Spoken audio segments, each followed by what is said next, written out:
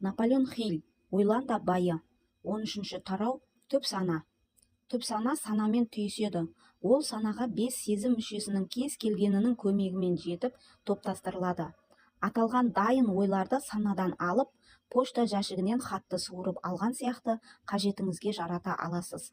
Ол табиғатына қарамастан сезімдер мен ойларды қабылдап тіркейді. Сіз физикалық немесе қаржы тұрғысынан жүзеге асырғыңыз келетін жоспарды, ойды немесе мақсатты көңіліңізге ұялата аласыз. Түп сана ең алдымен сенім секілді сезімге негізделген мақсаттарға әсер етеді.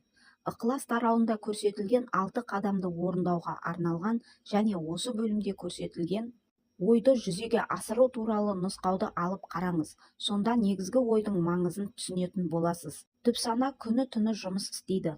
Адамға белгісіз рәсімнің көмегімен ол шексіз ақыл ойдың күшіне негізделген